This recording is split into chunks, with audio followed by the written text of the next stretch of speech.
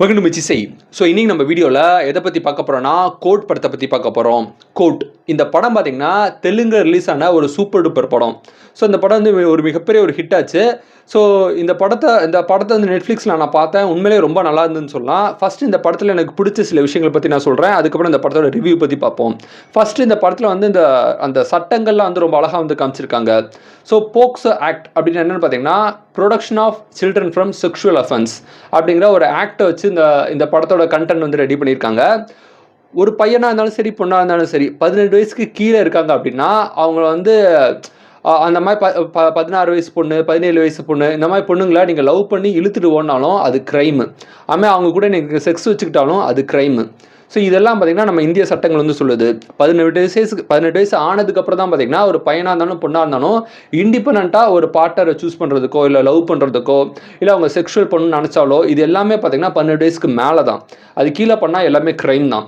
So இந்த படத்தில் உள்ள டயலாக்ஸ் ஃபஸ்ட்டு பார்த்திங்கன்னா எனக்கு சில டயலாக்ஸ்லாம் ரொம்பவே பிடிச்சிருந்தது. அதில் ரொம்ப முதல் பிடிச்ச டயலாக் என்னென்னு பார்த்திங்கன்னா அந்த போக்சோ சட்டத்தை பற்றி அந்த வக்கீல் வந்து கோர்ட்டில் வந்து வாதாடுவார். Section 366A 354A 354B 354C 354Dன்னு சொல்லி எல்லா சட்டங்களும் மெடிக்கல் ஷாப்பில் நடக்கக்கூடிய அந்த பாதி உண்மைக்கும் பஸ் டிப்போங்கிற முழு பொய்க்கும் வந்து அட்ராக்டான சில சட்டங்கள் அப்படின்னு சொல்லி ஹீரோ வந்து பவர்ஃபுல்லாக வந்து ஒரு வசனம் பேசுவாங்க. அது படத்தோடு பார்க்கும்போது ரொம்பவே நல்லா இருந்தது. அதே மாதிரி பார்த்திங்கன்னா ஹீரோ வந்து ஃபஸ்ட்டு வந்து ஒரு ஜூனியர் லாயராக வந்து இருப்பாங்க. ஒரு சீனியர் லாயருக்கு வந்து ஒரு ஜூனியர் லாயராக இருப்பாங்க. அவங்களுக்கு ஏதாவது ஒரு கேஸ் கிடைக்காதான்னு சொல்லி ரொம்பவே கஷ்டப்பட்டு இருப்பார். அப்போ அந்த சீனியர் லாயர் வந்து நான் ஒரு கேள்வி கேட்குறேன், நீ அதுக்கு பதில் சொல்லு அப்படின்னு ஒரு கேள்வி வந்து கேட்பாங்க. அப்படி அது என்ன கேள்வின்னு பார்த்தீங்கன்னா, ஒரு ட்ரெயின் ட்ராக் இருக்குது, ஒரு ட்ரெயின் வந்து வேகமாக வருது, நீ வந்து ட்ரெயினை ட்ராக் மாற்றிக்கூடிய அந்த லீவர் இடத்துல வந்து நிற்கிற. ஒரு ட்ராக்கில் பார்த்தீங்கன்னா ஒருத்தன் இருக்கான், இன்னொரு ட்ராக்கில் வந்து 5 பேர் இருக்கான். ட்ரெயின் வந்து அந்த ஒருத்தர் நிற்கக்கூடிய ஒரு ட்ராக்கில் வேகமாக வருது. இப்போ நீ என்ன பண்ணுவ அப்படின்னு கேட்கும்போது அவர் ஹீரோ வந்து அதுக்கு வந்து பதில் சொல்லுவார்.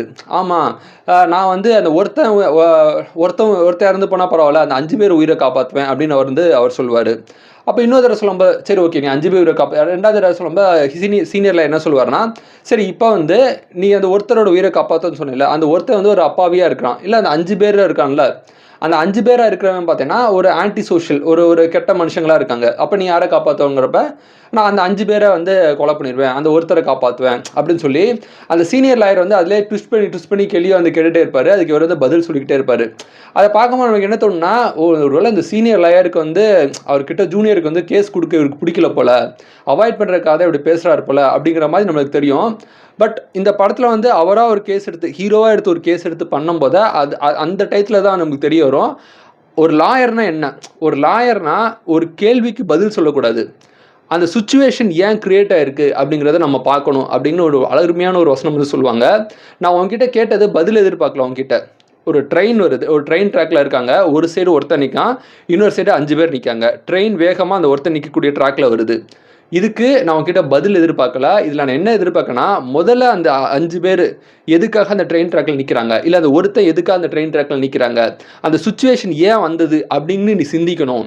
அதை தான் நீ ஃபஸ்ட்டு கேள்வியை ரைஸ் பண்ணணுமே தவிர அதுக்கு நீ பதில் சொல்லக்கூடாது, அதுக்கு லாஜிக்காக நீ யோசிக்கக்கூடாது. ஒரு சுச்சுவேஷன் ஏன் வருது, எதனால் வருது அப்படிங்கிற ஒரு விஷயத்தை வந்து நீ புரிஞ்சுக்கணும். அவசரப்பட்டு நீ முடிவு எடுக்கக்கூடாது. நீ பதில் சொல்லி நீ டக்குன்னு முடிவு எடுக்கக்கூடாது அப்படின்னு ஒரு அருமையான ஒரு அட்வைஸ் வந்து சொல்லுவார். அது இவர் எடுக்கக்கூடிய கேஸுங்க பார்த்தீங்கன்னா ஆப்டாக வந்து அந்த சீன் வந்து மேட்ச் ஆகிருக்கும். ஸோ இந்த படத்தில் பார்த்தீங்கன்னா ஹீரோயின் வந்து ஒரு கல்யாணம், ஒரு மேரேஜ் ஃபங்க்ஷனுக்கு வந்து ஹீரோயின் வந்து இன்வைட் பண்ணியிருப்பாங்க. அப்போ வந்து ஹீரோயின் வந்து ஹீரோவை கூப்பிட்டுட்டு ஒரு ரூம்குள்ளே வந்து போயிடுவாங்க. அந்த ஃபுட்டேஜ் வந்து பதிவாயிருக்கும். ரூம்குள்ளே போயிட்டு 16 நிமிஷம் கழித்து வெளியே வருவாங்க.